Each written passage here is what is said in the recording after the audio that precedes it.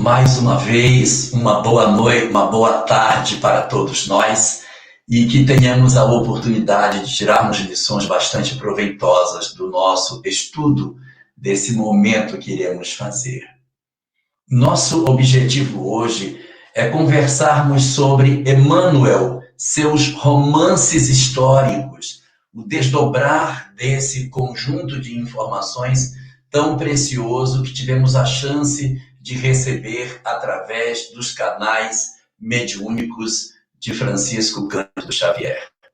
Por isso, não dá para a gente falar de Emmanuel, tratar da figura de Emmanuel e oferecer numa discussão o cenário dos romances que ele nos apresentou, sem nos debruçarmos primeiro sobre essa figura tão significativa para o movimento espírita e que, às vezes, com o passar do tempo, nós até, de certa maneira, perdemos um pouco a referência do que significou e do que significa a importância de Francisco Cândido Xavier no cenário do movimento espírita brasileiro e, evidentemente, do movimento espírita como um todo no mundo, em função da profusão da sua mediunidade, da multiplicidade de obras que ele nos deu a oportunidade de conhecer e a excelência dos conteúdos que foram recebidos. Chico, como todos nós sabemos, nasceu no ano de 1910. Um ano distante, longe de onde estamos agora. Não é uma realidade semelhante à que nós temos nesse momento. O século no qual ele nasceu, o início do século XX, era um período profundamente diferente do que nós temos agora. Era uma época no Brasil marcada por uma presença muito forte de uma única religião. Essa única religião tinha um domínio praticamente completo de todas as expressões de religiosidade que o Brasil possuía.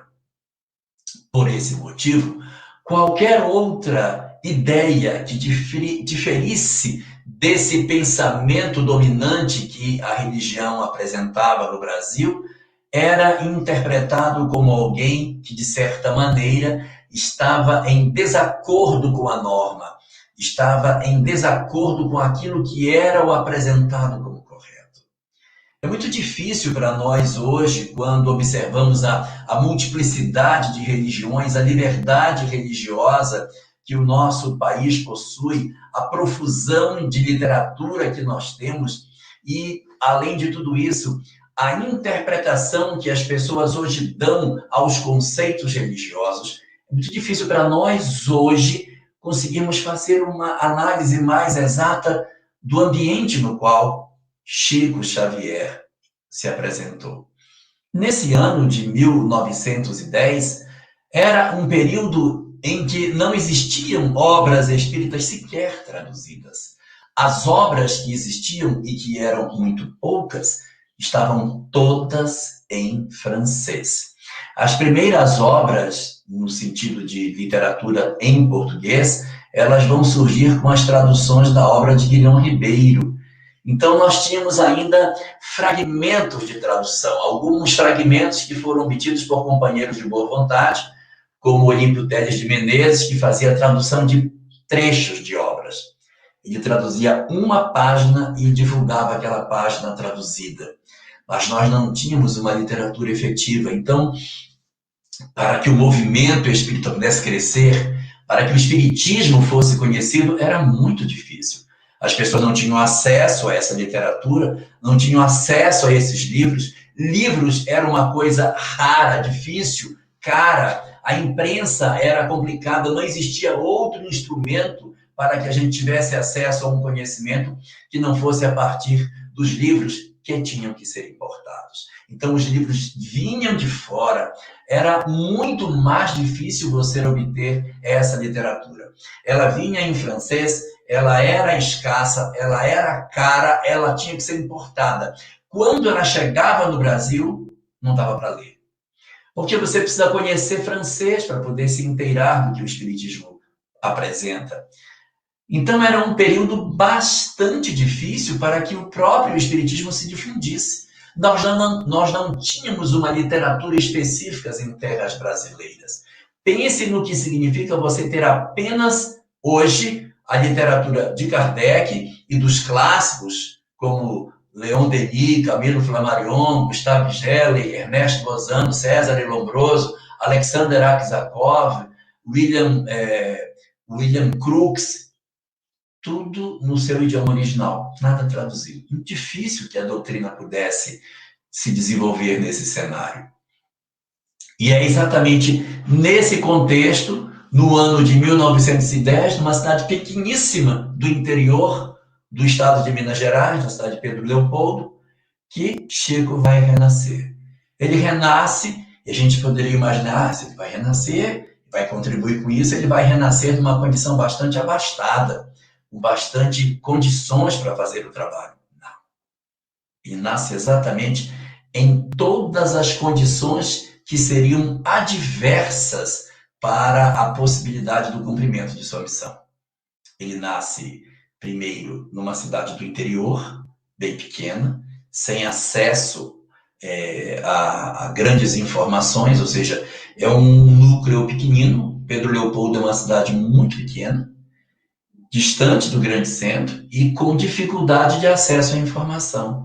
Ele tem, portanto, dificuldade de conseguir acessar isso, porque ele poderia ter nascido numa cidade do Brasil, no Rio de Janeiro, que ainda que fosse difícil, mas tinha pelo menos acesso à literatura com mais facilidade. Não, ele vai para o interior de Minas.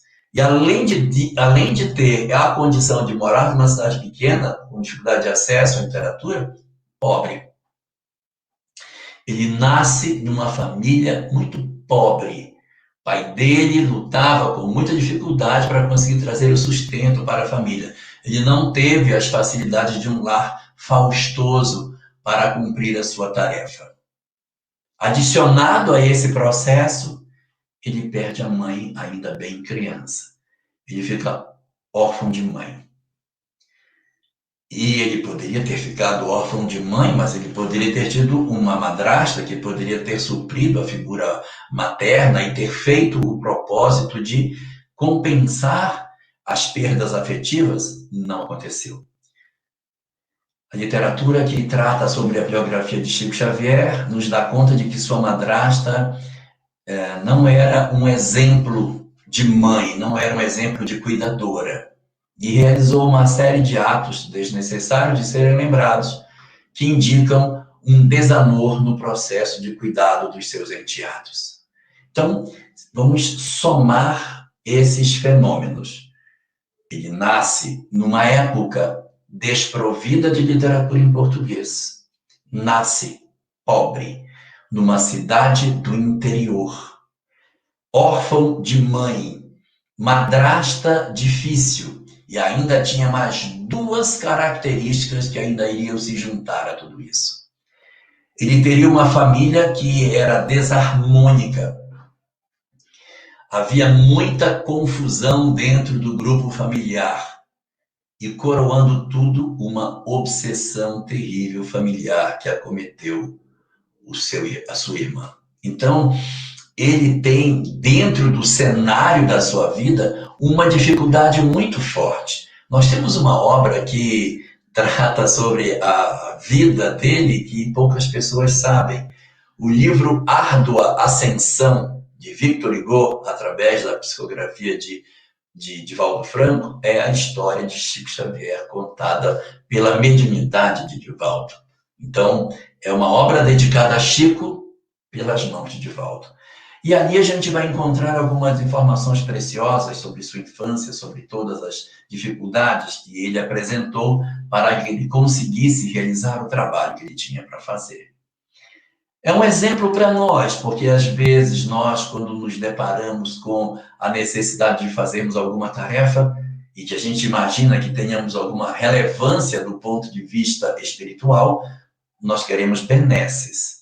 Nós queremos que as condições ideais nos sejam oferecidas para que a gente consiga fazer o trabalho. Observemos o caso de Chico. Ele não recebe nenhum dos instrumentos que a gente poderia dizer, isso aí foi muito importante, porque foi por aí que ele conseguiu. Ele teria tudo para dar errado, porque ele não recebe a estrutura que, de repente, nós gostaríamos de receber para a grandeza, a envergadura do trabalho que seria realizado por ele. Ele, portanto, recebe a condição de fazer uma atividade tão grandiosa num cenário profundamente adverso. Quem de nós que olhasse aquela condição daquele menino naquele cenário de tanta desassistência aparente, poderia ter a sensação de que estava fadado ao fracasso. Nunca é demais relembrar que quando Jesus renasceu, ele nasce num local onde não havia vaga para que ele nascesse. Seu parto é feito dentro de uma estrebaria, cercado de animais, sem as condições adequadas para o nascimento de uma criança. Nem berço o Senhor teve. Ele não teve uma pedra onde reclinar a cabeça e não teve berço que o recolhesse. Segundo a narrativa dos evangelhos, panos singelos forraram a manjedoura para que ele pudesse ali ser colocado. Imaginamos que manjedoura muitas vezes seja um local onde Jesus nasceu. Não é. Manjedoura é coxo, aonde animal come. O que se fez foi aproveitar o lugar onde os animais comiam e, colocando os panos, Jesus foi agasalhado nesse espaço. E quem olhasse essa cena pelos olhos profundamente materiais, iriam dizer: meu Deus, coitado desse casal, olha essa moça, tendo essa criança numa estrebaria cercada de bichos, sem ninguém para ajudar, não tem vaga para eles. Deus esqueceu esse casal. Mas se nós pudéssemos divisar a movimentação espiritual que acontecia naquela noite em que o Cristo nascia, se nós pudéssemos perceber a movimentação das entidades angélicas em torno daquele espaço, saudando o renascimento de uma criatura inigualável para o planeta Terra, a encarnação do Cristo planetário e a possibilidade do cumprimento das promessas milenares que existiam, enxergaria de maneira completamente diferente o nascimento de Jesus. Da mesma forma, quando Chico renasce, quem olhasse pelo lado material diria: meu Deus, este menino está fadado a uma vida profundamente simplória e sem nenhuma significação para a humanidade. Não foi o que aconteceu. Segundo aquilo que a gente consegue recolher da sua biografia, Chico, desde tenra idade, iria apresentar uma capacidade incrível de comunicação com os espíritos. Ainda pequeno, conversava com sua mãe no fundo do quintal. E com ela, ele podia se consolar das suas dores, das suas dificuldades. Ainda bem pequeno, era com ela que ele conseguia travar um diálogo para poder, de certa forma, suportar as dificuldades que a vida lhe trazia. A vidência, portanto, a faculdade da vidência, essa mediunidade, foi apresentada desde cedo. E ela não o abandonou durante toda a existência. E ele permaneceu com a capacidade de ver os espíritos durante todo o tempo de sua vida, de sua existência. Ele, inclusive, nesse processo de vidência, tinha a faculdade de perceber os espíritos o tempo todo, sem nenhuma dificuldade de repente, divisar o mundo espiritual onde ele estivesse. Ele até mesmo tinha algumas vezes que confundia os chamados vivos com os chamados mortos, dada a nitidez com que ele percebia o mundo espiritual. Com o tempo é que ele foi aprendendo a diferenciar esses fenômenos e dar a conta de que nós pudéssemos perceber um domínio mais efetivo da sua mediunidade no trato dos recursos que ele possuía. Uma atenção mais particularizada sobre a sua capacidade mediúnica nos dá conta de notar que o Chico dispunha de praticamente todas as mediunidades elencadas por Allan Kardec. Falava-se de uma mediunidade, ia ver, Chico possui. Ele era um canal aberto com o mundo espiritual em diversas formas de comunicação. Às vezes, nós imaginamos que Chico se comunicava apenas pela psicografia. Não. Chico tinha uma vidência incrível. Falam as pessoas que quando iam visitá-lo, pela primeira vez que chegavam, ele já chamava as pessoas pelo nome. Oi, fulana, como é que está você? E essa capacidade de chamar as pessoas pelo nome não vinha dele, porque ele, sendo médium, não era um recurso dele. É porque os espíritos que acompanhavam os visitantes apresentavam as pessoas a ele. Quando a pessoa chegava próximo, alguém espiritualmente perto dessa pessoa dizia: Chico, essa aqui é a Martinha, lá de Porto Velho. Ela trabalha lá na Sociedade Espírita Caminho, Verdade e Vida. E aí, nessa hora, ele falou: Martinha, como é que está você? Como é que vai a sociedade? E aí, ele já conseguia ter com isso um processo de aproximação muito efetivo com as pessoas. Ele ficou muito conhecido pela psicografia, é fato, mas ele tinha faculdades muito interessantes além da psicografia em si. Ele tem 2 obras no elenco de todas que ele produziu, 2 que foram obras de psicofonia. Sim, são 2 obras escritas que as mensagens não foram recebidas por psicografia, elas foram recebidas por psicofonia. As obras são Vozes do Grande Além, cujo nome é bem sugestivo, Vozes do Grande Além, e no ano seguinte, uma outra obra chamada, a primeira é Instruções Psicofônicas, acho que é 1952, e em 1953, Vozes do Grande Além. Esse trabalho foi produzido assim, era feita uma reunião de desobsessão e no final dessa reunião reservava-se um espaço para uma comunicação final do mentor ou de alguma entidade que quisesse se manifestar, aproveitando o médium nesse momento de encerramento da reunião. E nesse ano, eles haviam conseguido um aparelho imenso, enorme, quase o tamanho de um frigobar, chamada gravadora. Eles conseguiram uma gravadora, seria um gravador, e colocavam essa gravadora enorme em cima da mesa e registravam a comunicação psicofônica que Chico recebia e depois passavam para o papel. No prefácio dessa obra, a primeira delas, Instrução Psicofônica,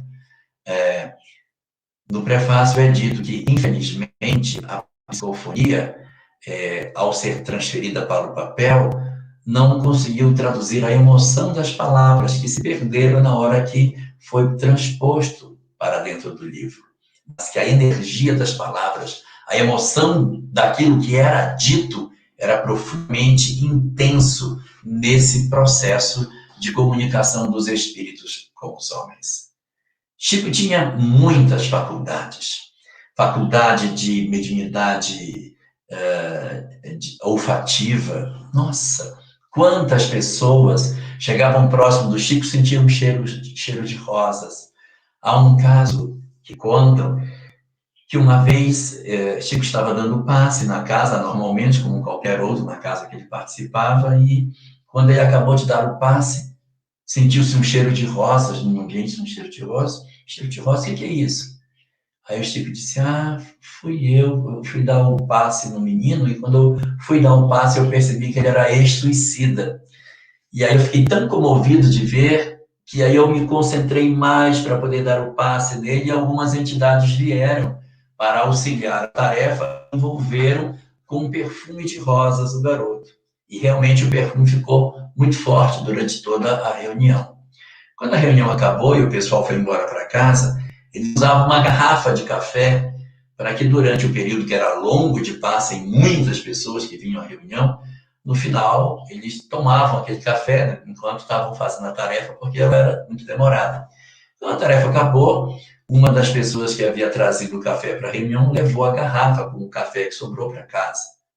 Quando chegou em casa, a moça que trabalhava na casa foi abrir a garrafa para derramar o café na pia que havia sobrado e disse: Por que este café está com cheiro de rosas?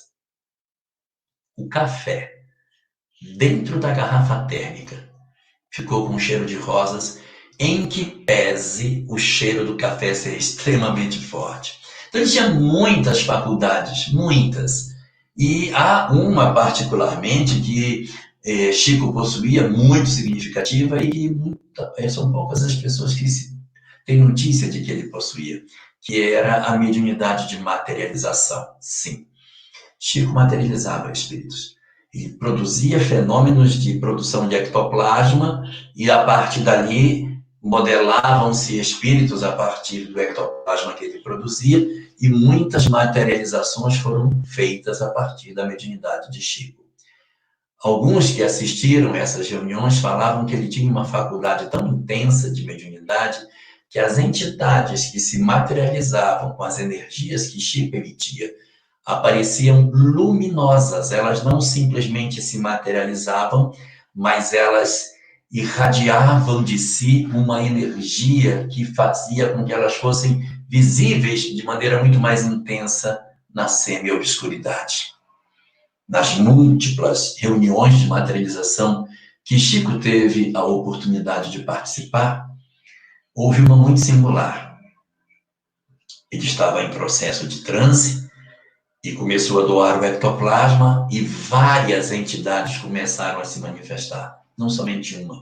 Ele materializou vários espíritos naquele dia. E as pessoas estavam sentadas e os espíritos materializados estavam circulando entre as pessoas, próximo à assistência, enquanto o médium estava dentro da cabine em transe. Num dado momento em que essas entidades estão ali passeando por entre os que estavam participando da reunião, esses espíritos param, como se alguma coisa estranha tivesse acontecido. Eles param, ficam como que em sobressalto e não se movem mais, ficam parados, como se tivessem recebido uma notícia, e todos se viram na direção de onde ficava a câmara, onde aconteciam as materializações. Eles se viram para a câmara e ficam olhando para a câmara, esperando o que iria acontecer. E aí, na hora que eles estão virados, ninguém está sabendo o que está acontecendo, sai uma outra entidade de dentro da cabine, um senhor idoso de barba, vestido de uma túnica branca e um cajado na mão. Quando ele se vira, que aparece para as pessoas, todos os que estão na sala, os espíritos materializados que estão naquela reunião, se abaixam, se curvam diante da entidade que entra e começam a dizer assim: ministro, ministro, ministro, e ficam todos curvados de cabeça baixa, e a nova entidade que se aproxima bate o cajado no chão e diz: boa noite para todos. O meu nome é Clarencio, eu sou ministro de nosso lar. Clarencio, ministro de nosso lar, personagem da obra Nosso Lar, não é uma ideia, é alguém. E Chico produziu materializações de Clarencio. Depois de algumas reuniões de materialização que ele havia feito, esses fenômenos foram, então, paralisados. O mentor de Chico considerou que já era suficiente o número de materializações que haviam acontecido e decidiu que esses fenômenos não eram mais necessários, porque o objetivo deles era apenas mostrar a realidade do mundo espiritual, dar uma prova viva de que o mundo espiritual existe, trazer uma comprovação da imortalidade, mas que essa não seria a missão do médium. A responsabilidade dele não era de materializar espíritos. Ele teria vindo para materializar ideias. E a partir desse momento, as sessões de materialização por determinação do mentor de Chico deixam de acontecer e ele se dedica especificamente para o fenômeno da materialização, da psicografia. Quem era esse mentor? Quem era esse espírito que tinha a responsabilidade de cuidar das questões referentes à existência de Chico Xavier? Sabemos pela doutrina espírita que sempre que reencarnamos, há um ou mais de um espírito que são responsáveis pelo direcionamento da nossa encarnação, que acompanham de maneira mais próxima o desenvolvimento das partes mais significativas do desenrolar da nossa existência e que possuem uma vinculação mais estreita com o reencarnante, assistindo-o nos momentos de necessidade, promovendo assim todo um grande movimento de assistência espiritual que na literatura clássica cristã é chamado de anjo da guarda, mas que o espiritismo prefere chamar de espírito mentor, espírito guia, espírito protetor, mas que é uma entidade que tem uma vinculação com o médium, é sempre de grau espiritual superior a ele, nunca o abandona mesmo que ele fracasse e que está a postos na necessidade que esse indivíduo apresente para o desenvolvimento de suas atividades. Especificamente, para o caso de Chico, a entidade que coordenou sua atividade como um todo chamava-se Emmanuel, objeto da nossa discussão da tarde de hoje. Emmanuel foi uma entidade que apresentou-se para Chico quando ele tinha 21 anos de idade. A primeira vez que ele aparece para Chico é em 1931, próximo de uma cachoeira, é que ele tem a oportunidade de conhecer, e Emmanuel propõe a ele que, se ele estivesse disposto, eles teriam um grande trabalho para realizar junto, mas ele precisaria estar disposto aos sacrifícios, às renúncias e à disciplina que ele precisaria manter para que todo o trabalho que estava previsto de acontecer pudesse então se realizar. Chico afirma que aceitaria o que fosse necessário para fazer o trabalho que fosse preciso, e essa entidade, chamada Emmanuel, então, passa a acompanhar de maneira mais efetiva os trabalhos que seriam realizados no médium. Ele passa a ser uma espécie de supervisor da atividade mediúnica dele, e se mostrando como sendo o seu mentor. Ele aparece em 1931. Em 1932 é quando Chico começa a produção de suas obras. O livro Parnaso de Além Túmulo, a primeira das obras que Chico produz, já é após a visita de Emmanuel, já é após o aceitar de Chico no processo de supervisão que Emmanuel proporia para o seu trabalho. Ele vai, então, promover durante 7 anos um processo de aproximação progressiva de Chico, acompanhando o desenvolvimento de sua tarefa mediúnica, mas ele não vai ser o primeiro a escrever por Chico. Chico só vai receber uma obra de Emmanuel 7 anos depois da sua primeira aparição. Ele vai escrever Emmanuel vai escrever através de Chico a 5ª obra que Chico recebe. A primeira obra de Chico, Parnaso de Além Túmulo, que é um livro marcado por uma quantidade significativa de poetas portugueses e brasileiros que indicam efetivamente um fenômeno impressionante, porque se escrever em um estilo dá a uma pessoa o direito a uma cadeira na Academia de Letras, quem escrevesse em todos os estilos deveria receber quantas cadeiras? Ou se admitia que a obra era mediúnica e que, portanto, não era dele, assim não merecia nenhuma cadeira, ou ele teria que ser detentor de várias, uma vez que ele tinha a habilidade de fazer sonetos, cestilhas, redondilhas maiores, redondilhas menores, versos alexandrinos, bissonetos, as várias formas de construções nos modelos dos poemas estavam todos sendo apresentados por Chico nessa primeira obra, quando ele tinha 22 anos de idade. E ali, Emmanuel já estaria no processo de supervisão desse trabalho. A segunda obra, recebida da própria mãe de Chico, aquela que durante a sua infância o assistia e o envolvia e o dava força para que ele perseverasse, vai escrever a segunda obra, chamada Cartas de uma Morta. terceiro é uma obra chamada Palavras do Infinito, recebida por diversos espíritos. Espíritos diversos escrevem sobre ela. A quarta das obras é uma obra escrita por Humberto de Campos, ainda com o nome de Humberto de Campos, sem ser Irmão X, mas Humberto de Campos. A primeira de todas elas é Crônicas de Além do Túmulo. É o primeiro de todos os livros que Humberto de Campos iria fazer. Essa é a quarta obra. E a quinta, aí Emmanuel se apresenta efetivamente, produzindo a primeira literatura pelas mãos de Chico. A primeira.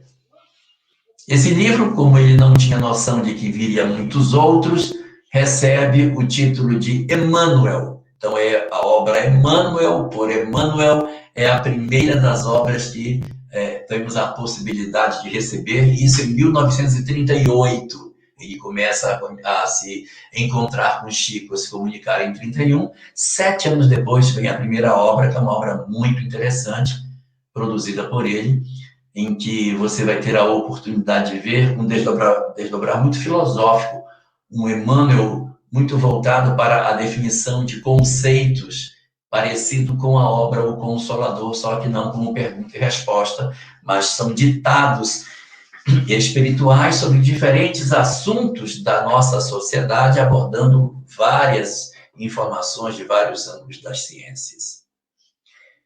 E a segunda obra que a gente vai receber, Cândido Xavier, é uma obra magistral, conhecida como sendo uma das 10 melhores obras do século XX. A segunda obra. A primeira é Emmanuel. A segunda é uma obra estudada até hoje e que serve de base, ela é chave para a resposta de muitos mistérios com relação à história da humanidade.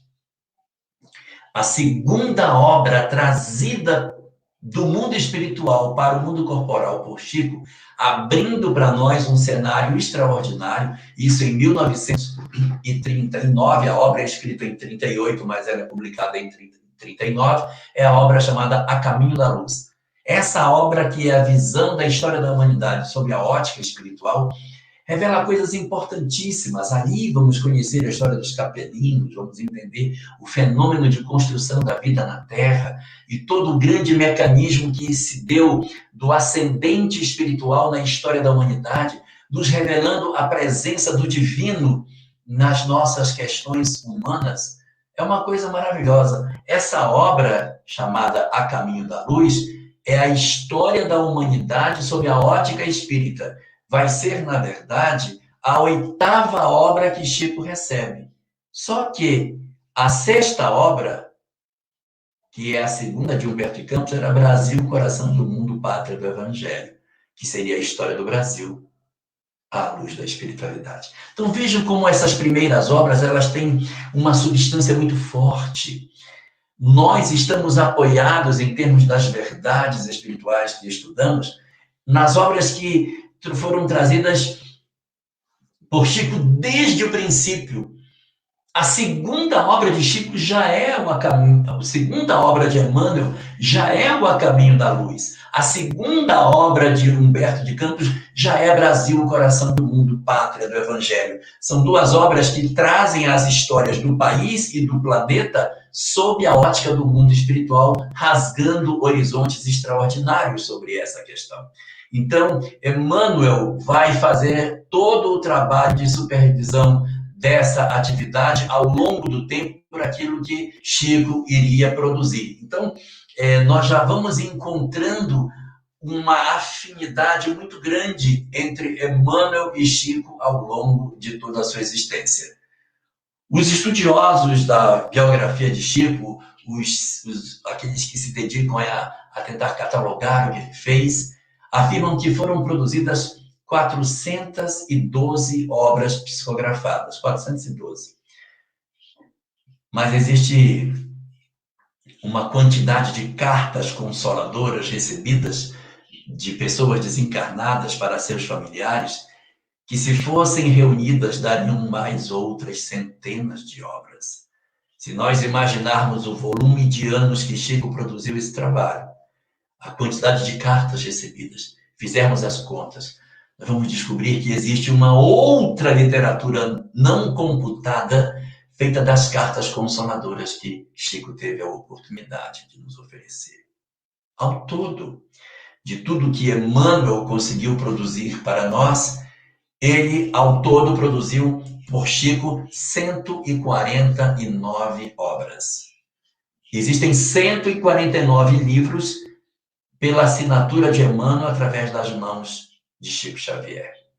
Mas apesar dele ser o autor direto de 149 obras, as 412 obras que ele produziu e mais essas outras centenas de mensagens consoladoras que ele teve a oportunidade de deixar às famílias que lhe procuraram em busca de um alento, essas outras milhares de mensagens recebidas também aconteceram sob a supervisão de Emmanuel. Ele foi, portanto, o supervisor completo de todo o trabalho de Chico.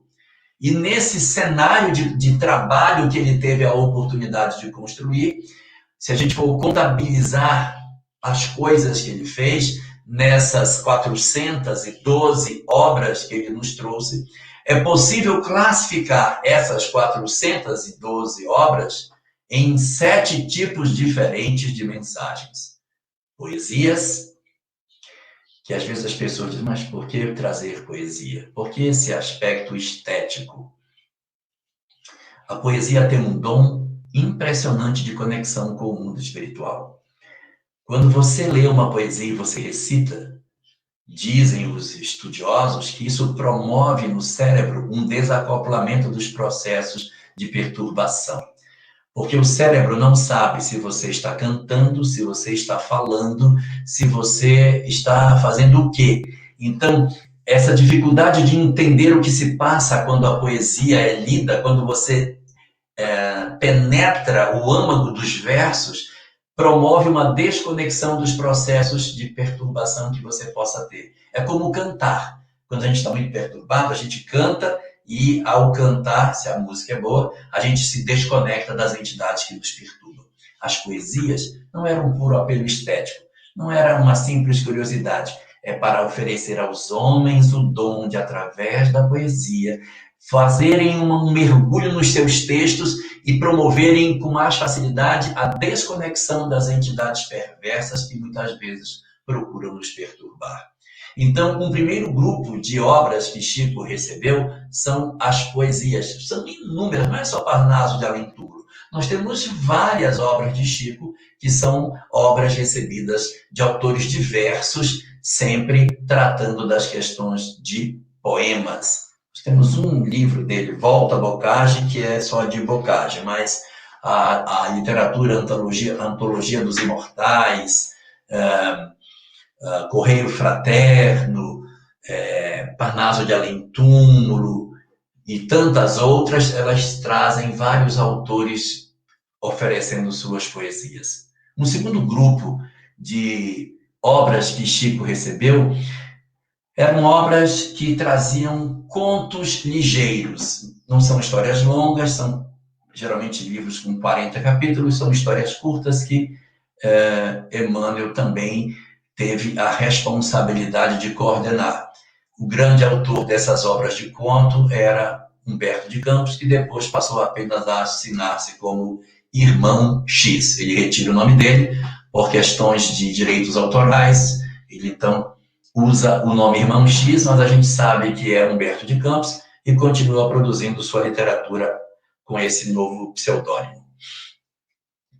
Além dos livros de conto, que são muito interessantes, muitas histórias sobre Jesus, curiosidades dos centros espíritas, aconselhamentos, visitas, entrevistas que são feitas nessas obras, nós temos histórias mais curtinhas, que podem ser até usadas em grupos de estudo, porque elas não são muito longas e que trazem bastante conteúdo de análise para todos nós.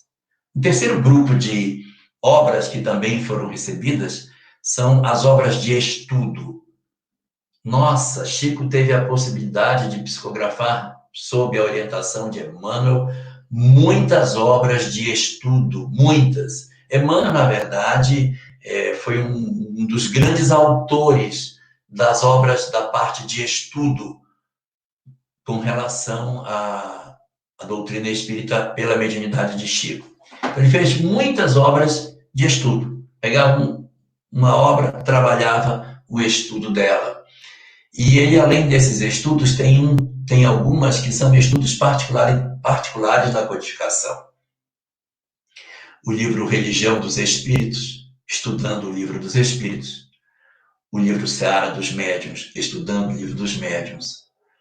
O livro O Espírito da Verdade, que é de vários autores, não só de Emmanuel, mas de vários autores sob a coordenação dele, estudando o livro O Evangelho segundo o Espiritismo.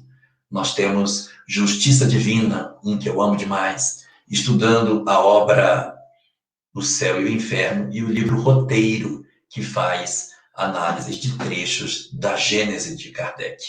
Então, além dessas obras, ele fez muitas obras de estudo através de Chico, e outros autores também, através de Chico Xavier, também trouxeram muitas informações. Emmanuel também nos legou, através de Chico Xavier, um material riquíssimo de estudos evangélicos, que diferem do primeiro, porque não são estudos de doutrina espírita, são análises de exegese de textos, principalmente do Novo Testamento, em que Emmanuel se debruça sobre eles para tentar investigar uma interpretação dessas passagens à luz do Espiritismo. E aí gerou a série Fonte Viva, e além dessa série, outras obras que também enriquecem, além do Caminho, Verdade e Vida, Fonte Viva, Pão Nosso, Vinha de Luz, nós temos o Sério, Palavras de Vida Eterna. Meu Deus, são 8 ao todo que constituem esse elenco de obras que analisam os textos evangélicos. Chico também nos ofereceu, através da supervisão de Emmanuel, mas pelas mãos de André Luiz, obras do mundo espiritual. A série do mundo espiritual que começa em Nosso Lar e vai atravessando as diversas obras, oferecendo para nós um cenário do mundo espiritual. Observemos que todas as obras de André Luiz, o prefácio é de Emmanuel. É ele que prefaceia, porque como ele é o mentor da obra de Chico como um todo, ele é o prefaciador da literatura que Chico produzia. Um outro sexto tipo de obras que Chico produziu são as cartas consoladoras. As cartas consoladoras são aquelas mensagens que foram reunidas e que foram colocadas em livros, formando com isso um material muito interessante, como, por exemplo, somos 6, jovens no além, crianças no além, motoqueiros no além, várias mensagens que vão sendo oferecidas para nós, para que a gente consiga interpretar o que se passa no mundo espiritual de maneira mais nítida. Então, André Luiz, sob a supervisão de Emmanuel, ofereceu para nós todo o material que a gente tem. Aí nós temos 6 tipos de literatura distinta recebida por um único médium. Mas hoje o nosso assunto é tratar especificamente de um 7º tipo, os romances recebidos por Chico Xavier. Os romances que, a bem da verdade, foram escritos por Emmanuel. Emmanuel, apesar de ser o mentor de Chico, apesar de ser o supervisor da obra como um todo, apesar de ser, além de ser o supervisor do trabalho de todos os outros autores que escreveram através de Chico, de cuidar da sua existência para que ele pudesse ter sucesso no que ele vinha para realizar, além de todas essas coisas, além de ter produzido as obras que produziu das análises evangélicas, dos textos de estudo, deixou para nós 5 romances excepcionais. Quando você compara a qualidade do romance de Emmanuel com outros que a gente encontra e que são produzidos mais recentemente, você vê que a qualidade não é a mesma. Onde está a diferença? A diferença está na densidade literária do texto. começa pelo dom de poder escrever as coisas de forma que transporta o leitor para as paisagens que estão sendo descritas. Ele consegue construir as frases sem ter uma linguagem rebuscada, mas ele consegue ter uma certa erudição na linguagem, que faz com que o livro seja de excelente qualidade literária. Não é um livro mal escrito, não é um livro de linguagem muito coloquial. Emmanuel, quando escreve, ele coloca uma nobreza no texto, ele constrói as frases, ele consegue dar um dinamismo naquilo que ele está apresentando, que você quase que sente o cheiro dos lugares onde você está. Então, ele tem o dom de fazer isso, mas, ao mesmo tempo que faz isso, não é um texto lento, o texto é rápido, o texto é ágil. As histórias são densas porque há muita coisa que acontece. Uma das características dos espíritos que são elevados é o dom de falar muita coisa em poucas palavras. Você pega, por exemplo, um daqueles livros evangélicos, cada parágrafo daquelas análises de Emmanuel tem coisa para comentar. Isso demonstra que é um espírito de elevada hierarquia espiritual, porque espíritos elevados, eles têm como característica o poder de síntese. E nas obras de Emmanuel, nos seus romances, o poder de síntese é uma coisa extraordinária, porque as histórias são muito densas. Você vai contar um romance desse, é muita história para pouco tempo. Você, quando começa a ler, você não quer parar, porque a cada página novos acontecimentos vão se dando e você vai mergulhando na mensagem. Então, ele tem como primeira característica o estilo nobre. Uma segunda característica, a velocidade da narrativa, a densidade da história. Como a história acontece muita coisa, como é um enredo que prende, como é uma história que não é maçante. Essa é uma segunda característica. A terceira característica é o grau de instrução doutrinária que os livros possuem. Essa é a terceira característica que a gente encontra nesses romances. Você lê e você vai tirando exemplos. Reflexões. Não é uma história que você vai lendo e não se sente chamado para o que está acontecendo. Os livros chamam você para dentro da história. Você é como que arrastado para dentro da narrativa e o seu coração começa a viver dentro do cenário que a obra está propondo. Então, essa capacidade de levar um aspecto instrutivo por aquilo que está sendo apresentado é fantástico dentro desse ambiente que os livros oferecem para todos nós. E última dessas características é o dom de emocionar. É difícil conseguir ler esses romances sem chorar. Eles possuem passagens antológicas dentro da história do movimento espírita. Quando alguém fala de determinado romance, diz, e aquela passagem? E todo mundo, quando li chorei. E as pessoas releem e choram quando releem.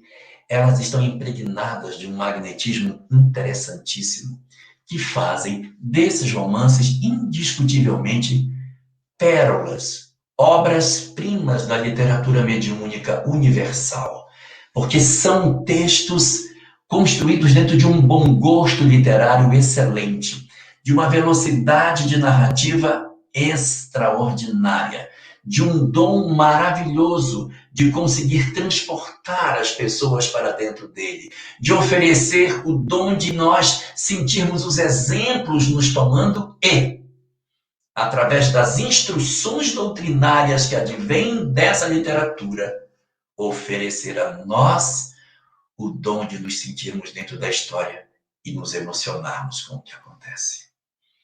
O primeiro desses romances que nós temos a oportunidade de conhecer é um romance que vem a lume em 1940. Em 1939, Chico começa a receber algumas informações sobre a possibilidade de escrever esses romances. Emmanuel se manifesta dizendo que ele está se preparando para escrever a história do senador romano. E pede que as pessoas orem a Deus para que ele tenha permissão, autorização, condições de colocar no papel a história do senador para que ela nos sirva de exemplo. E essa informação chega e pouco tempo depois a obra começa a ser psicografada. Não demora muito tempo. Ele começa a produzir. É uma obra densa, muito forte, que vai contar 2 encarnações de Emmanuel numa obra só. Vai falar de sua encarnação como Públio Lentulus Cornelius Sura. Públio Lentulus Cornelius Sura seria bisavô de Públio Lentulus Cornelius. Logo no começo da obra ele fala sobre isso, em que ele teria tido um sonho que ele se vê como sendo o seu próprio bisavô, que foi um cônsul romano que viveu um pouco tempo atrás, não foi tão distante, ele teria desencarnado aproximadamente uns 100 anos antes do acontecimento que está se dando de Emmanuel, do documento presente que descreve a obra, do período como Públio Cornélio Lentulus, teria desencarnado em 63 a.C. E esse bisavô dele, ele arrancava os olhos dos escravos. Esse cônsul. E ele sonha que ele teria sido esse bisavô dele. E a narrativa vai se dar, eu não vou contar detalhes, porque nós vamos ter a oportunidade de, no mês que vem, junto com Álvaro Mordecai, mergulharmos nessa história, mas ela se passa no século I da era cristã, aonde Emmanuel vai apresentar a história de um senador romano que se muda para a Palestina, e na Palestina ele vai ter uma história muito forte, marcada por muitos episódios de muita dor. Ele é definido no texto como um senador orgulhoso, vaidoso, e a sua existência é um processo sucessivo de dores na tentativa de quebrar as resistências desse senador para que ele mude a sua história. Ele tem como personagem também central da história um espírito feminino, uma mulher maravilhosa, que é sua esposa, né? É um espírito, mas que nessa encarnação vem como mulher, é Lívia. E essa alma doce que o acompanha nessa encarnação tem uma profunda relação com ele, e eles se elegem mutuamente na condição de almas gêmeas. O conceito de almas gêmeas não é um conceito antidoutrinário, porque são as almas que se elegem, então não é antidoutrinário, mas o conceito de metades eternas, sim, que é aquele que não é as pessoas, não seriam as pessoas que se elegeriam, mas Deus determinaria desde o princípio que um está consagrado ao outro. Isso não seria doutrinário, mas a eleição por parte dos indivíduos, isso é plenamente doutrinário. Então, em 1940, é quando a gente vai receber a primeira dessas 5 obras, narrando a história desse senador e sua esposa Lívia. A história vai ter alguns momentos bastante dramáticos. Lívia vai desencarnar numa condição bem forte na história, e o senador segue sozinho. Ele fica só sem ar. E ele vai curtir uns anos de remorso por muitas coisas que ele fez. Depois que ela desencarna, ele vai descobrir muitas coisas que ele não deveria ter feito. E essa primeira obra, a gente vai ter a oportunidade de estudar no terceiro final de semana do mês que vem, terceiro sábado do próximo mês de maio. O Álvaro Mordecai vai estar com a gente, junto comigo. A gente vai fazer umas discussões só sobre essa obra. Nós temos também um segundo livro que foi recebido no ano seguinte, em 1941. A obra de 1941 chama-se 50 anos depois, então tem há 2000 anos. Inclusive tem uma curiosidade, hoje quando o pessoal coloca há 2000 anos, nem sempre colocam reticências após os 2000 anos. Quando você fala há 2000 anos é uma coisa, mas quando você diz há 2000 anos e põe as reticências, você evoca lembranças. É como alguém querendo recordar algo que aconteceu há muito tempo atrás. Essa é a primeira delas. A segunda, de 1941, ano seguinte, 50 anos depois, é uma nova história. Também se passa na mesma região de Roma. Os personagens são bastante romanos. Evidentemente, tem personagens que não são romanos. O personagem Nestório, por exemplo, que é o instrutor de Célia na obra, ele é um escravo grego, ele nem é romano. Nem é um personagem tão relevante dentro da história, ele não é um personagem central. No primeiro livro, há 2000 anos, ele é um personagem central da obra. No livro 50 anos depois, o personagem central é Célia, que não é Lívia. Lívia, a mulher de Públio, não voltou mais. Não. Célia é outro personagem que aparece como sendo uma alma fantástica, que dá um testemunho maravilhoso nessa obra de renúncia de tudo. Ela passa por um processo de perseguição muito grande. Quem se sente incompreendido, é muito bom ler 50 anos depois. É uma obra que mexe demais com a gente. E no mês seguinte, no mês de...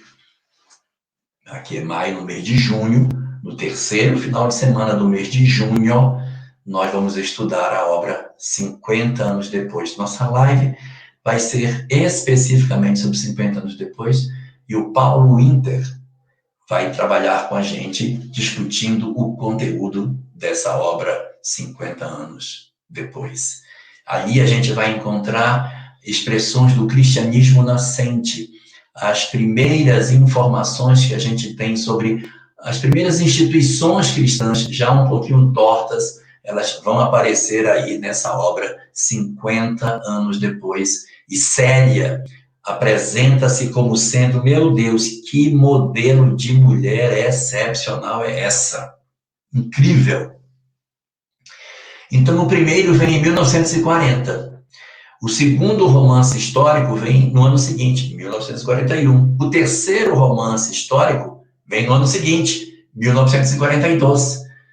É, de todos os 5 romances, o mais forte em termos de informações mediúnicas. É chamado o best-seller entre os romances que a gente tem de Emmanuel. O livro se chama Paulo e Estevão. Uma obra imensa de mais de 500 páginas. Uma obra que foi recebida de maneira bastante singular. Chico, durante 9 meses, recebeu essa obra e ele teve muitas oportunidades de ter experiências mediúnicas muito intensas. No livro Recordações da Mediunidade, de Ivone Pereira, ela narra que quando ela escrevia os romances, Ivone Pereira também médium de psicografia e de desdobramento, ela conta que quando ela ia escrever as obras, o mentor que escrevia as obras, chamado Charles, ele primeiro pegava Ivone, retirava do corpo e a levava para o mundo espiritual. Ela via as cenas, ela via os personagens, ela via os ambientes, ela via toda a ambiência que depois ela iria psicografar. E Charles dizia para Ivone que ele fazia isso com um objetivo, para que ela tivesse mais intimidade com a história e que na hora que ela fosse escrever, fosse mais fácil com que ele passasse as informações, porque ela teria visto as cenas antes de escrevê-las. A mesma coisa aconteceu em Paulo e Estevão. Várias passagens que a obra possui, elas foram apresentadas para que Chico visse essas cenas e na hora que ele pudesse escrever, essas cenas estivessem de maneira mais efetivamente produzidas na condição de que a psicografia fosse o mais fiel possível. A obra Paulo e Estevão, ela tem toda essa dimensão, todo esse relevo diante da literatura espírita, porque ela é uma espécie de resgate da importância de Estevão para o cristianismo. Estevão praticamente não aparece no Novo Testamento. Há pouquíssima informação sobre ele, dizendo que ele seria um diácono que foi tido como o primeiro mártir da igreja cristã. É só isso que tem, que ele foi condenado à morte, porque os homens do templo decidiram que ele deveria ser condenado. Pedro foi preso, João foi expulso para a Grécia, expulso de Jerusalém, e Estevão foi condenado ao apedrejamento. Mas não há nenhum outro detalhe sobre isso. A história dos Atos dos Apóstolos é muito pálida em relação a Estevão. E essa obra vai fazer o resgate de quem é ele, vai apresentar para nós quem é esse personagem tão significativo para a história do cristianismo. E isso é muito importante para que a gente consiga ter uma dimensão das companhias espirituais das quais Paulo se servia para a produção do seu material.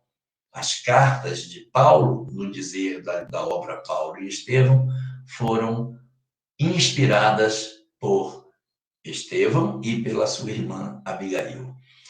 Essa é a história dos bastidores do Ato dos Apóstolos. É a história que conta a vida de Saulo e a transformação dele em Paulo de Tarso. E conta a relação dele com Estevão e com a irmã de Estevão, Abigail.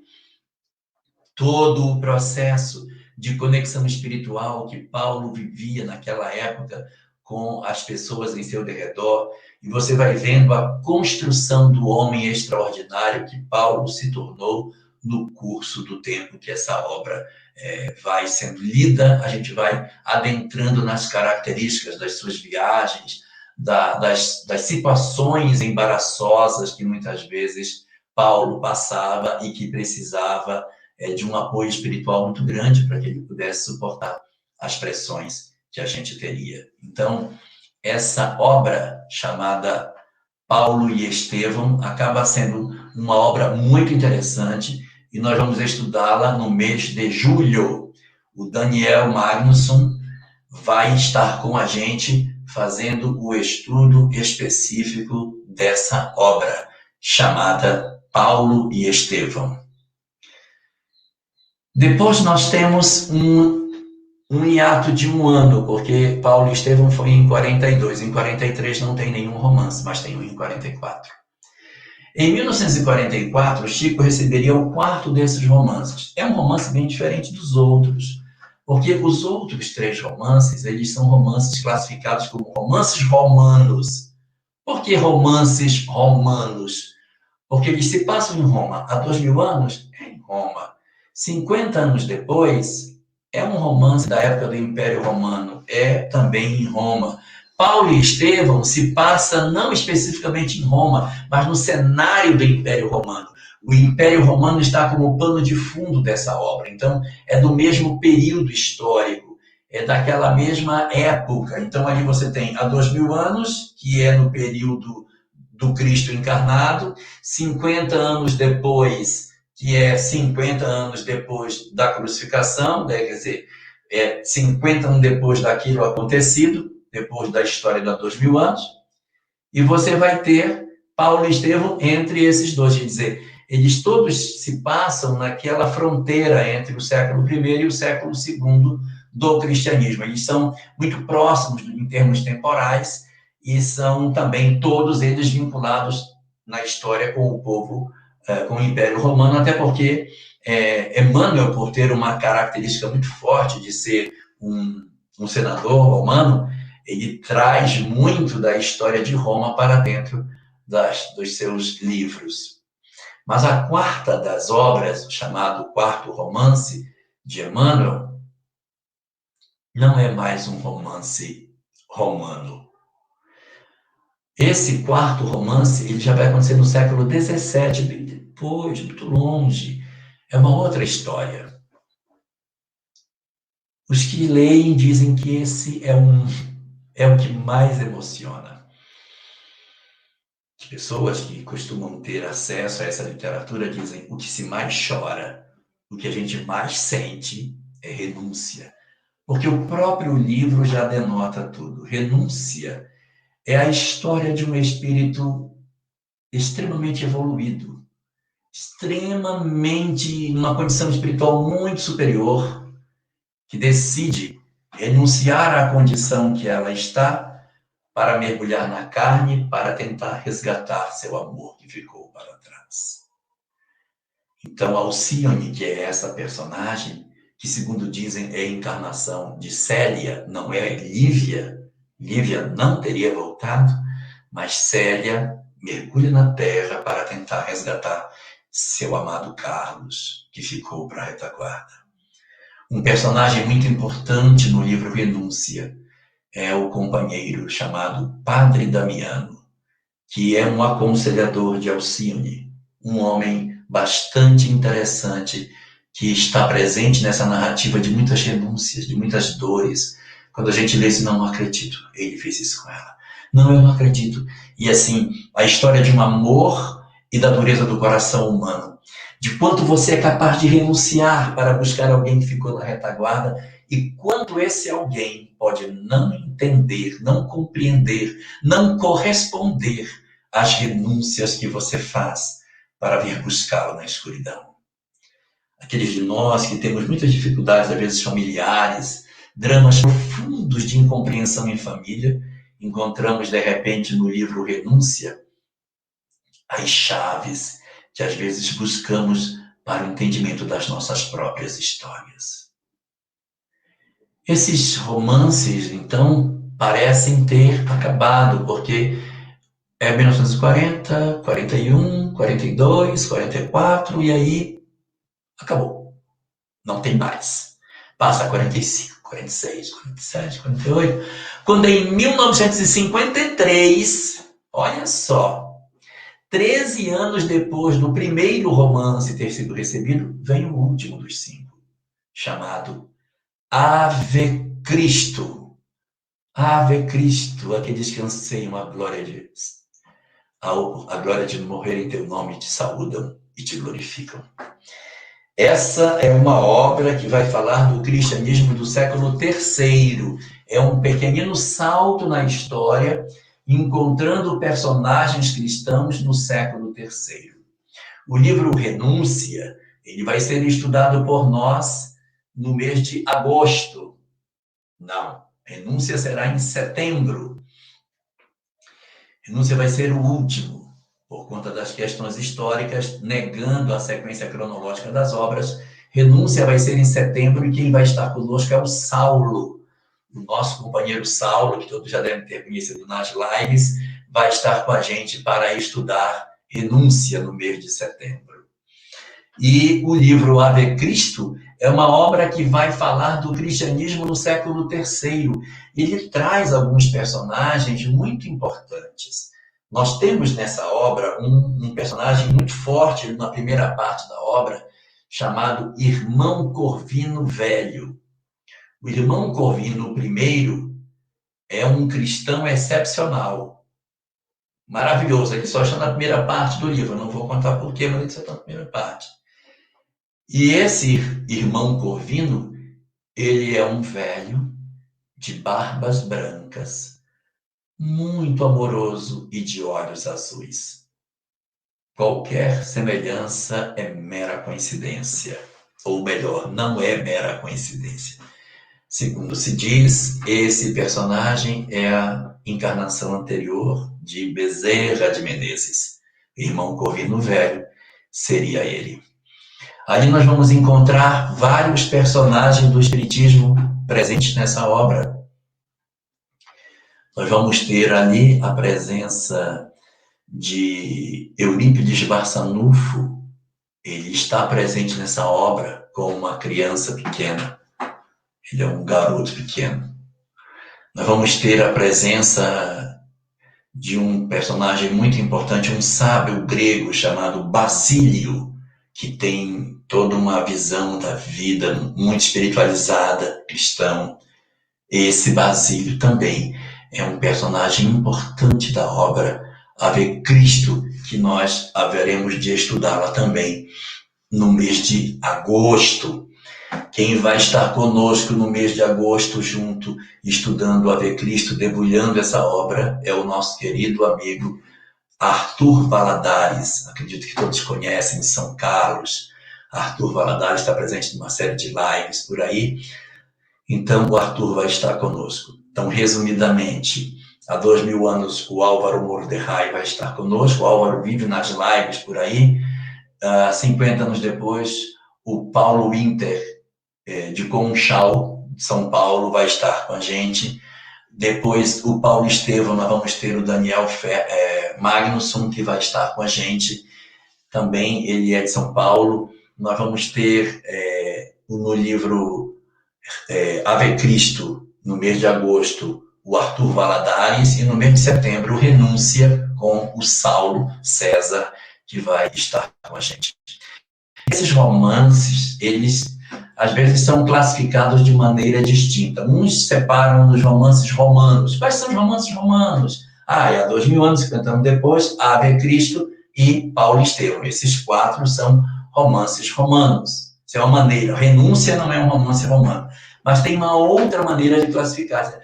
Quais são os romances em que Emmanuel é personagem? O próprio autor é personagem dessas obras. Aí se redivide. Então, são desses 5, 4. O único dos romances em que Emmanuel não está presente é o livro Paulo e Estevão. Em há 2000 anos, ele é o personagem Públio Lentulus, o personagem central da obra. Na obra, 50 anos depois, ele seria Nestório, o escravo grego que é amigo de Célia, o servo dela, o conselheiro de Célia. No livro Ave Cristo, ele seria Basílio, esse sábio grego que estaria acompanhando a narrativa da história, trazendo grandes contribuições no desenvolvimento do romance. E no último deles, no Renúncia, ele é o famoso padre Damiano, que faz aquele momento de reflexão junto com a personagem Alcione, para que ela consiga realmente obter êxito na sua capacidade de compreender ou de tentar compreender as dores que o seu amado tanto lhe impunha.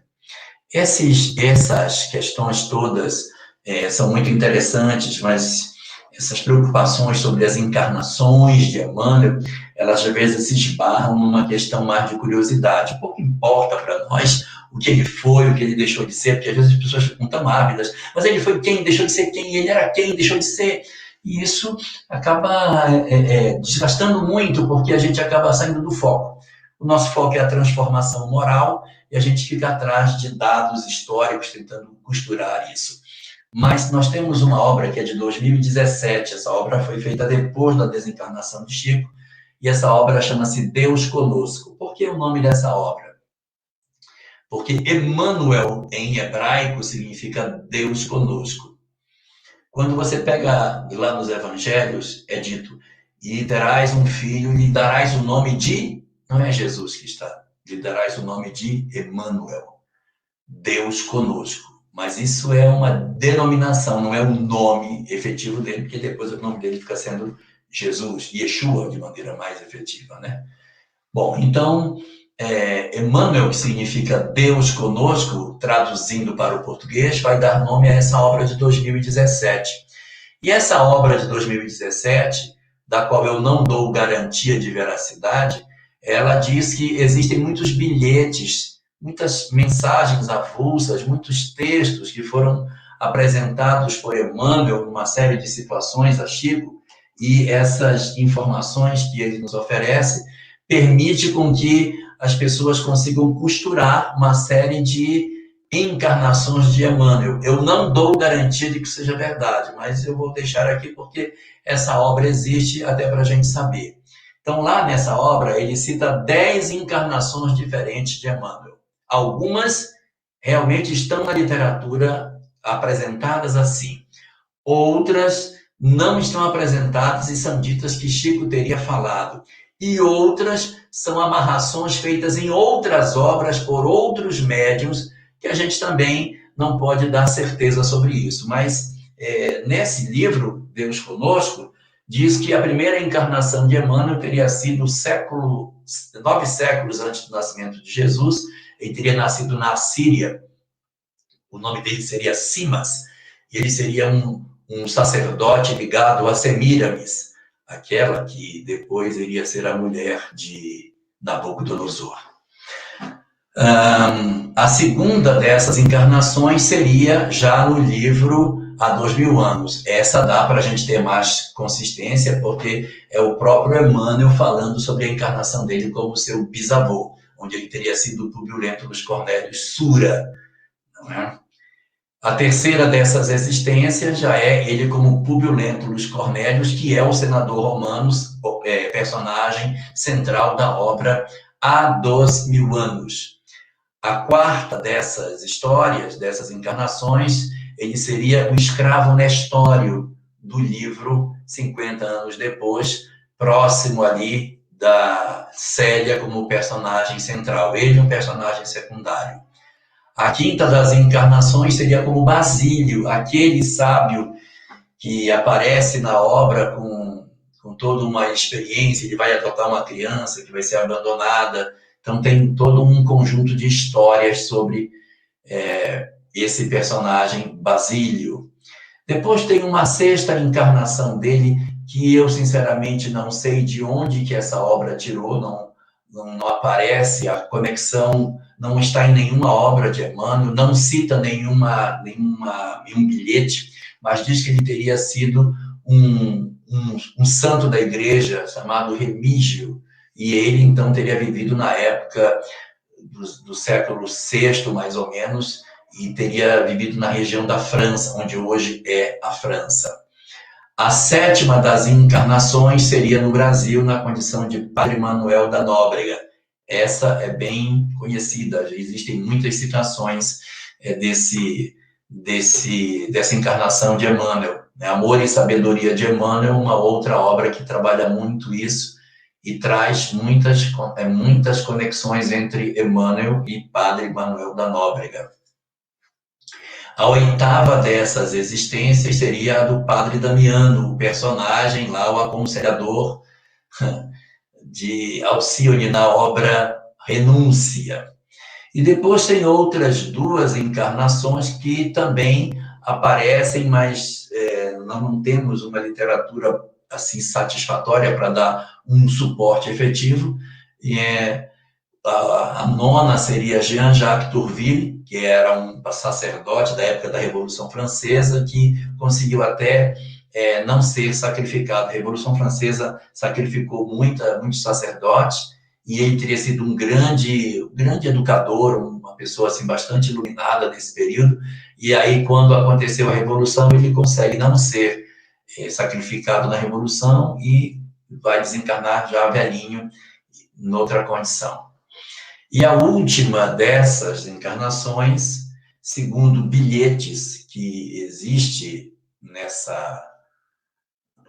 trocados entre Chico e Emmanuel, ele teria colocado isso em algumas anotações, ele tem uma mensagem chamada O Sacerdote Católico que Fui.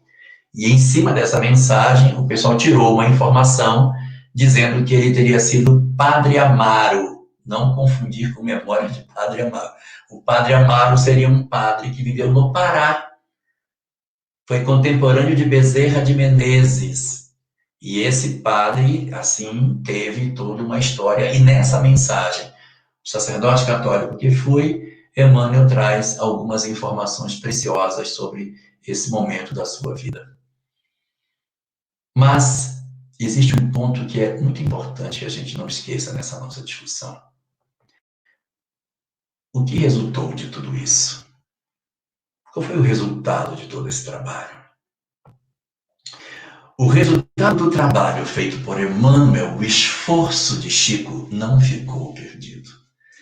As 412 obras que ele trouxe revolucionaram o Espiritismo. Deram uma visão muito mais abrangente do que seja a vida espiritual. Ofereceram para os brasileiros uma literatura farta e de qualidade, para que nós nos apropriássemos de maneira bastante efetiva do que fosse efetivamente o Espiritismo. grande parte da divulgação do Espiritismo no Brasil, e daqui do Brasil para o mundo, nós devemos a um homem, Chico Xavier, a um espírito, Emmanuel. Se o Espiritismo tem a pujança que tem no Brasil, Chico Xavier está por trás de toda essa pujança que esse movimento possui.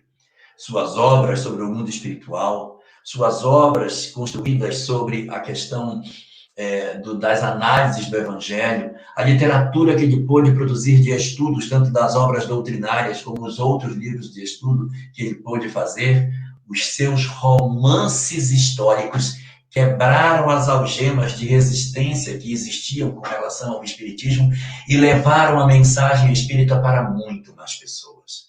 Não era mais preciso saber francês, não era mais necessário ter erudição para ler nos originais.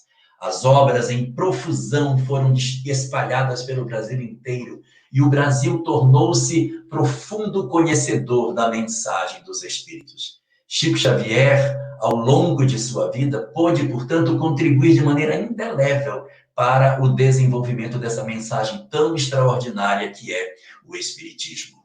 Nós temos uma dívida impagável com Chico, porque ele abriu mão de tudo em favor de divulgar essa mensagem.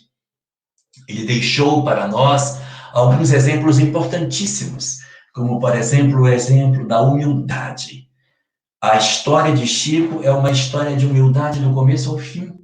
E as obras que foram escritas sobre sua vida dão conta da humildade que esse homem possuía, que era legítima, não era falsa. Às vezes a gente quer parafrasear Chico, mas não fica legal. Porque ele era ele, então quando ele dizia ficava bacana, mas a gente quando diz soa falso, porque dentro de nós não existe a humildade que ele tinha. Então quando ele dizia as coisas, Chico, quem vai ser seu substituto? Isso não sou ninguém. Isso é igual perguntar para um capim, capim, quem é o teu substituto? E eu, quem é o substituto do capim? O capim é outro capim. Então, mas isso nele era verdade. Eu tive a oportunidade, de ver uma coisa muito interessante. No Museu de Objetos do Movimento Espírita, eu vi lá um relógio que pertenceu a Chico Xavier, um relógio que foi dele. Nesse relógio, havia uma dedicatória, escrita assim na dedicatória, ao querido médium Chico Xavier e a Emmanuel com votos de gratidão, fulano de tal. O cara mandou abrir, gravar no relógio isso. O Chico recebeu o relógio e pegou, não sei se foi uma faca, se foi sei lá, pegou alguma coisa e ele raspou do relógio a palavra querido, porque ele disse que ele não era merecedor de ser querido. Então ficou só assim, ao raspado, médium Chico Xavier. Então, ele tinha dentro dele isso de maneira muito clara, muito clara. E ele, portanto, era profundamente humilde e desprendido de tudo. Você nunca viu Chico se prevalecendo do movimento espírita para nada. Ele doou todos os direitos autorais de tudo que ele tinha. Ele sempre teve uma vida absolutamente modesta e nunca aceitou um centavo do movimento espírita. Nada, nada, nada. Ele nunca teve nenhuma vantagem de nada. Esse desprendimento é o segundo grande exemplo que ele deixa. O terceiro grande exemplo, dedicação. A dedicação dele é impressionante. Ele terminava de fazer o trabalho, ele ia consolar mais pessoas e depois mais pessoas. As pessoas na fila ficavam horas para serem ouvidas por ele. E ele atendia todas as pessoas, às vezes até o sol raiar.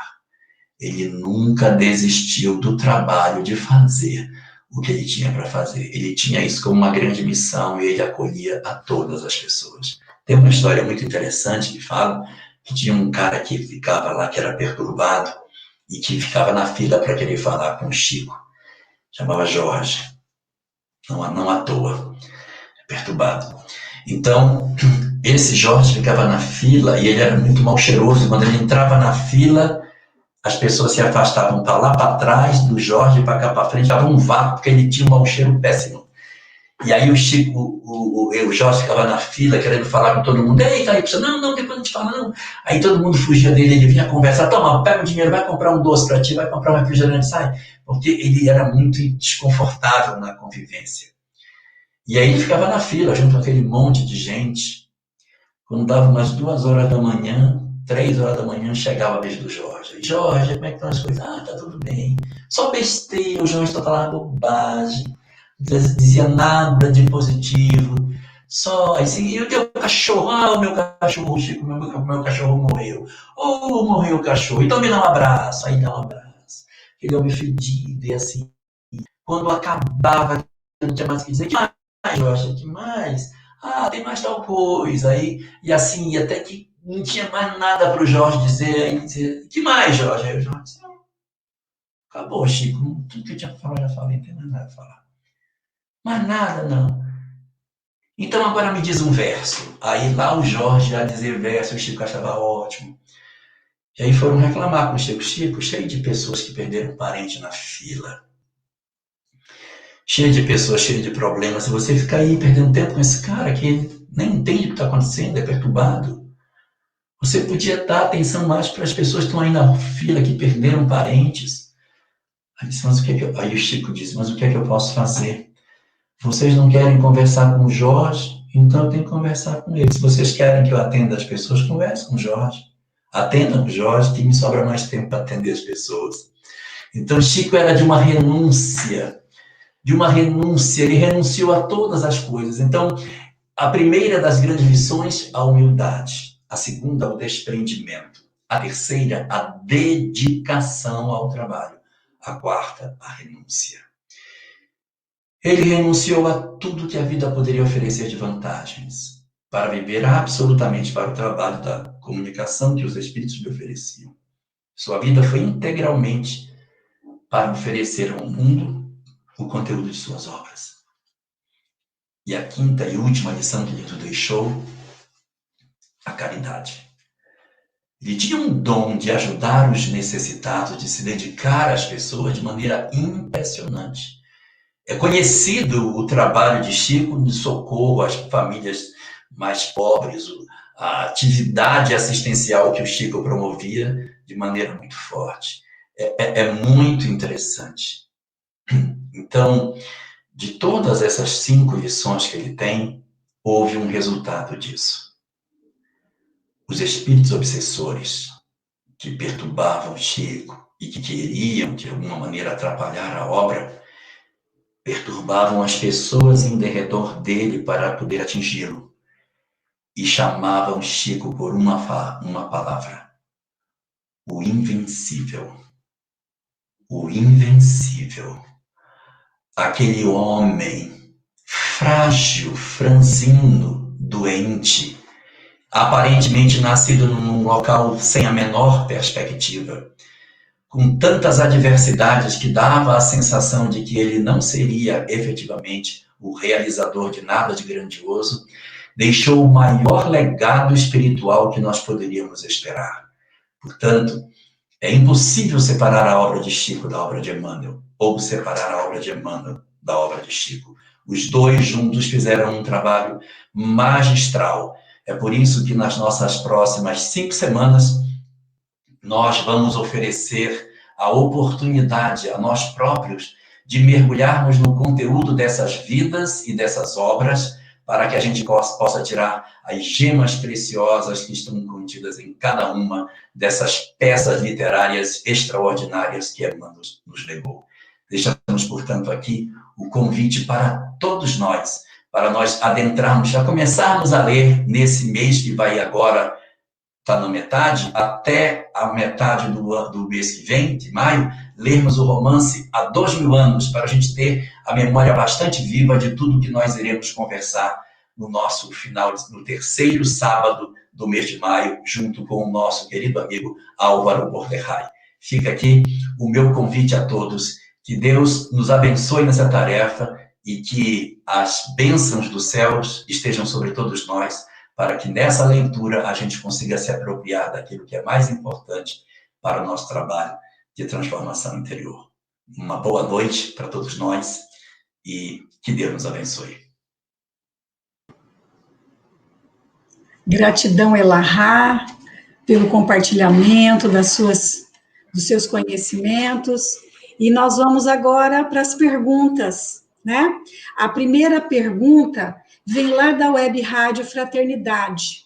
É a Graça Maria Esteves. Já ouvi que Emmanuel suspende as materializações também para poupar o desgaste físico do Chico, pela doação de ectoplasma. É verdade? Indiscutivelmente, as materializações geram um grande desgaste no médium, mas esse não é o principal motivo. Isso interfere? Interfere. Um médium, depois de um trabalho de materialização, está exausto. A doação de fluidos é muito forte. Muitos dos médiuns de materialização, como Florence Cook, William, Daniel Douglas Home, Eusápia Paladino e tantos outros grandes médiuns de materialização relatam a exaustão após os fenômenos mediúnicos que aconteciam. Isso realmente, de fato, poderia atrapalhar a produção do Chico. Mas a principal razão era que a gente não perdesse o foco, para que a gente não se prendesse nos fenômenos externos, na expectativa de que o melhor a saber é que existe materialização, porque outros médiuns fantásticos de materialização que já tivemos, como esses que eu citei, e além deles temos também Ana Prado no Pará, fizeram materializações incríveis, não são conhecidos. Que mensagem deixaram? Estão esquecidos. Então a gente percebe que o fenômeno convence, mas ele não converte. O que converte as criaturas é a lógica, é o livro, são as ideias. E ele estava sendo realmente chamado para fazer esse trabalho. Se Chico tivesse produzido materializações a vida inteira, como Peixotinho fez, nós talvez mal o conhecêssemos de nome. Agora nós temos uma pergunta lá de Conchal. Olha só de quem ela é. Paulo Iter Geli. Geli. Paulo Iter Geli. Elahá. Dentre as características dos romances de Emmanuel que você apresentou, qual você considera a mais importante? Depende do enfoque. Se for para o movimento espírita, o mais importante, indiscutivelmente, é Paulo e Estevão, do ponto de vista do movimento espírita. Se for o mais emocionante, é Renúncia. O que mais mexe com a gente, que é mais próximo da nossa realidade, é um romance mais perto da nossa sociedade e que tem essa distância da sombra com a luz. O que fala mais perto dos nossos corações seria Renúncia. O mais forte em termos de impacto é Há 2000 anos. Esse é muito forte pelo encontro de Públio com Jesus. Agora, para mim, o que mais me emocionou, o que mais mexeu comigo, o que eu chorei mais, foi 50 anos depois. Foi o romance que me destroçou por dentro. Então, são romances impressionantes e que cada um, dentro do seu contexto, tem a sua visão distinta. E aí, Paulo, você se prepare, porque 50 anos depois vai ser com você. Sem som. Isso mesmo. Continuando com as perguntas lá pelo canal da Fero, Céu Barros. Olá, Jorge. Dado o grau de evolução e trabalho do Espírito Emmanuel, pergunto, por que ele, todavia, não está ao lado de Lívia no plano superior? Emmanuel continua seu trabalho conosco até os dias de hoje, trabalhando depois do desencarne do nosso querido Chico Xavier. Então, quando houve a encarnação dele com Lívia, Lívia já era um espírito bem mais elevado do que Públio Lentulus. Ele vem de uma encarnação anterior, na qual ele seria um cônsul romano com sinais de crueldade. E Lívia, uma entidade já de uma evolução significativa. Há um incidente no livro Há 2000 anos que amplia a distância entre eles. Lívia em função do sofrimento, eleva-se espiritualmente. E Emmanuel se afunda no erro. E aí afasta a presença de um em relação ao outro. Eles ficam ainda mais afastados espiritualmente. Ao longo do tempo, Emmanuel tem feito um trabalho maravilhoso de subida da escuridão na direção da luz. Tem feito uma coisa incrível. Ele é o grande evangelizador do Brasil, desde a época que ele era padre Manuel da Nóbrega. Esse trabalho de evangelizar o Brasil já estava, de certa maneira, vinculado a ele. Então, ele vem subindo para chegar perto de Lívia. Mas o problema é que Lívia não está parada. Ele dá um passo, ela dá um, ela dá um passo, ela dá outro. Então, a distância, eles vão subindo e a distância continua, porque ela não deixou de evoluir. Ela não está parada, sentada, esperando que ele chegue na evolução dela. Ela continua crescendo. E ele precisa fazer um esforço redobrado para acelerar a evolução dele, para que ele consiga ficar mais próximo dela. Ele tem se esforçado. Se nós percebermos o que o senador caminhou daquele período para hoje, nossa, ele avançou demais nesses 2000 anos. Mas ela também avançou. Então, a distância entre eles não desapareceu. E aí vai depender do curso do tempo para que ele consiga acelerar ainda mais seu processo de mudança íntima para merecer uma nova existência lá do seu grande amor. A próxima pergunta, lá do canal da Fero, é da Maristela Pupo Marque. Prezado Jorge, Eurípides Barçanufo não teria sido o escravo Rufo no livro Ave Cristo? Isso mesmo. Ele é Rufo no livro Ave Cristo. É isso mesmo. Eu falei que era uma criança. Não, ele é o escravo Rufo do livro Ave Cristo. Isso mesmo.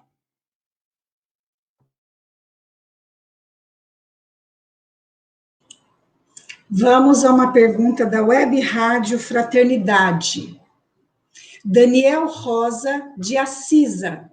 A didática espiritual de Emmanuel, sendo coadjuvante e focando em protagonistas centrais de alto relevo moral, nos elucidaria sua magnificência nas lições morais que seus romances nos trouxeram?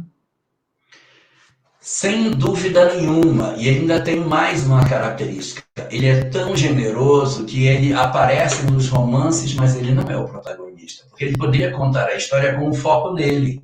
Quando ele conta a história de Célia, em que ele é Nestório, ele é o autor do livro, mas ele não se coloca na condição de destaque. Ele é personagem central em 2000 anos? É. Mas em 50 anos depois, ele não é mais. Nestório não é um personagem central.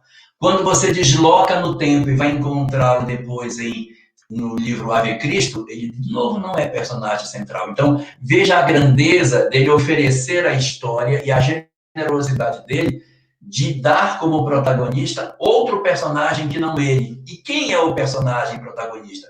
Aquele que pode oferecer as melhores lições para o leitor. Aquele que pode oferecer ao leitor uma revisão significativa de valores a partir das renúncias e sacrifícios que os protagonistas exercem.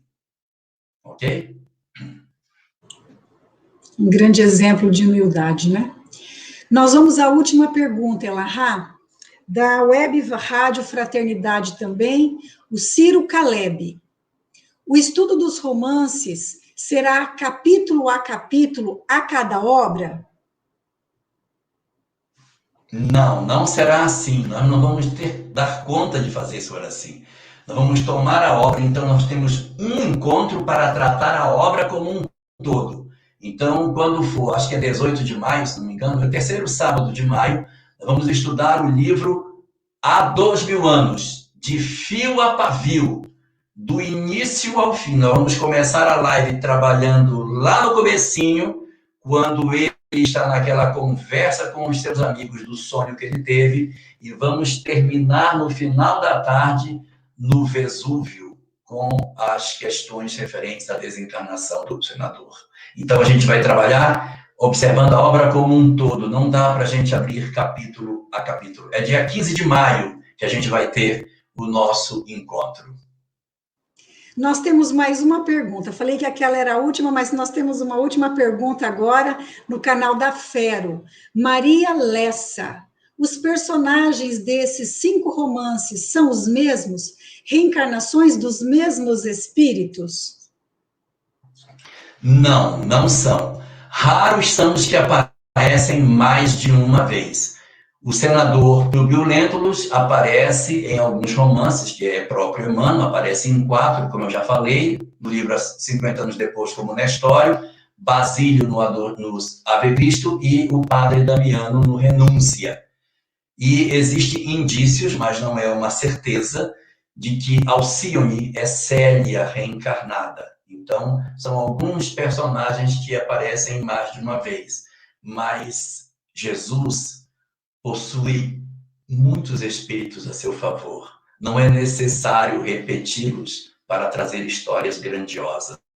Então, espíritos muito numerosos trabalham no processo de multiplicação da mensagem cristã. Então, não é sempre o mesmo grupo reencarnando, vivendo as mesmas experiências. Há muitas almas extraordinárias no papel de divulgar a mensagem cristã, muitas delas desconhecidas, sem que nós tenhamos sequer notícia de seus nomes.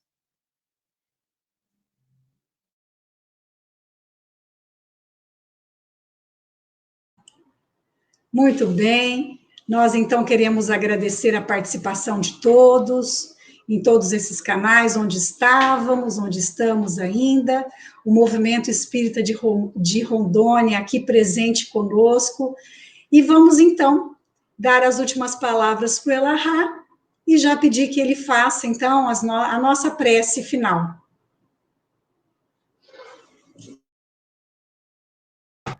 Como palavras finais desse nosso momento de encontro, eu gostaria de agradecer a oportunidade, e pedir a todos que já comecemos a fazer a leitura atenciosa do livro Há 2000 anos, para um aproveitamento mais efetivo da nossa live do dia 15, e que a gente faça efetivamente, não somente uma leitura, mas uma interpretação efetiva de quem somos nós dentro dessa narrativa. Que a gente não leia como se eles fossem personagens distantes de nós, mas perguntemos a nós próprios, quem sou eu nessa narrativa? Com qual desses personagens eu mais me pareço? Para que a gente consiga aproveitar esse conteúdo para a nossa própria vivência e aproveitá-lo na nossa transformação. Para que o livro não seja uma leitura apenas externa, mas que ele seja utilizado para fazer a nossa leitura íntima, que a gente consiga se ler dentro do romance e, assim, aproveitar efetivamente o objetivo de Emmanuel, que não é somente uma peça literária, mas é um instrumento de transformação e de mudança interior. Então, vamos fazer a nossa oração, Marcela? Vamos orar, então.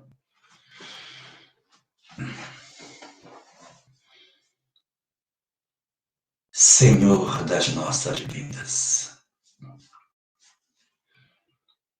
a quem tudo pertence e em cujas mãos as nossas vidas se encontram depositadas. Senhor do universo e de todas as coisas, nosso soberano Senhor, que acompanha a nossa trajetória pela vida, que conhece o fio das nossas existências e que sabe de maneira como ninguém as inúmeras oportunidades que já recebemos para que nos levantemos diante de tua lei. Senhor da vida, somos nós, os teus filhos, aqueles mesmos a quem tu já concedeste tantas oportunidades para que se levantassem. Somos nós, que mais uma vez reunidos em prece, suplicamos a tua presença augusta derramada sobre as nossas vidas. Estende, Senhor, a tua misericórdia sobre as nossas almas e oferece a cada um de nós a oportunidade bendita de compreendermos de maneira mais clara as chances que tu estás nos oferecendo, as luzes que tens acendido nos nossos caminhos, para que aprendamos a andar na direção do bem.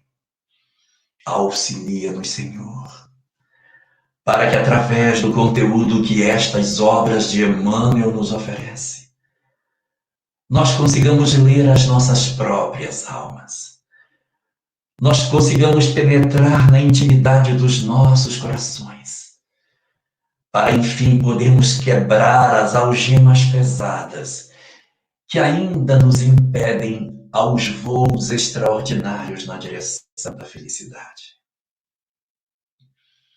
Não deixa, Senhor, com que percamos mais esta oportunidade extraordinária que Tu nos concedes para que nos levantemos diante de Tua lei.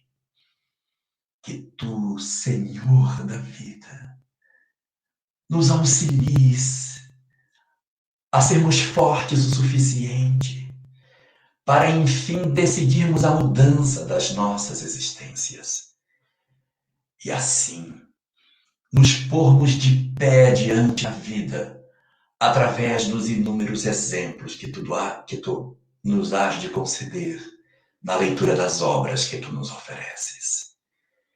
Que os nossos corações possam se inspirar nos exemplos de renúncia, de abnegação, de espiritualidade superior e de propósitos divinos, para que os nossos corações se encham da Tua presença e para que as nossas almas se percebam conectadas a Ti como nunca estiveram. Que seja essa leitura, essa releitura dessas obras, a instrumentação que nos faltava para o passo decisivo nesses momentos que a humanidade tanto clama por almas comprometidas com a transformação da nossa sociedade. Infunde-nos assim o sentimento de dever para com a Tua lei, para com a Tua misericórdia, para com o investimento que Tu fazes em nós, para que nós iniciemos o trabalho de devolução a Ti de tudo que Tu tens nos concedido. É por isso, Senhor, que hoje nós nos reunimos, não somente para Te pedir que nos auxilies a nos colocar de pé, mas também para Te agradecer do fundo das nossas almas a vida de renúncias e de sacrifício de Chico Xavier, as suas inúmeras, incontáveis noites para que todas essas obras pudessem chegar até nós, das suas renúncias, dos seus silêncios, do seu choro que nunca ninguém percebeu, das inúmeras incompreensões e da vitória espiritual que ele teve, que nós não conseguimos divisar. E Te agradecer, Senhor, a Emmanuel, que Emmanuel possa, no lugar onde estiver nesse momento, receber os nossos pleitos de gratidão por tudo que nos concedeu, pelos seus romances históricos, pelas suas outras obras trazidas até nós e por todo o trabalho de supervisão à obra de Chico. Emmanuel, muito obrigado por tudo. Que Deus te abençoe, meu irmão. Que Deus te abençoe e te proteja. Que Deus te proteja. Que Deus te abençoe. Muito obrigado, Emmanuel. Que o Senhor, Tu, Senhor, possas estar conosco, possas nos envolver nessa nossa leitura, para que nós possamos tirar todos os frutos possíveis e assim inaugurarmos em nós o momento novo de podermos ser contados entre aqueles que verdadeiramente Te servem.